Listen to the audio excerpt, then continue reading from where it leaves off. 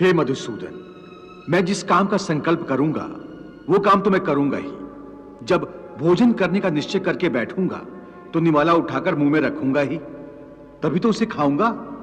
यदि वो खाने का निवाला तुम्हारे प्रारब्ध में नहीं है तो उसे तुम मुंह तक तो ले जाओगे, परंतु उस ग्रास का एक दाना भी अपने मुंह में नहीं रख सकोगे।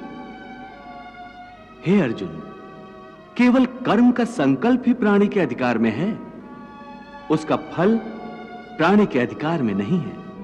हे केशव, तुम्हारे कहे अनुसार यदि फल प्रारब्ध ने अपनी मर्जी से देना है तो फिर प्राणी को कर्म करने की आवश्यकता ही क्या है?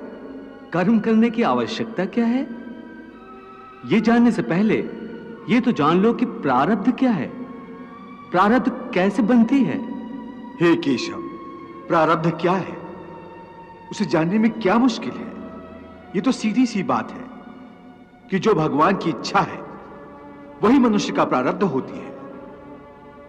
नहीं अर्जुन, नहीं, यह धारणा सत्य नहीं है।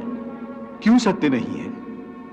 क्योंकि मैं किसी के प्रारब्ध नहीं बनाता, ना मैं किसी प्राणी के कर्म अथवा कर्म फल के हिसाब में दखल देता हूं। इसलिए प्राणी की प्रारब्ध बनाने में मेरा कोई हाथ नहीं होता। फिर कौन बनाता है प्राणियों का प्रारब्ध? प्राणियों के अपने कर्म। अर्थात ये कि प्राणी जैसे कर्म करेगा उसका वैसा ही फल पाएगा।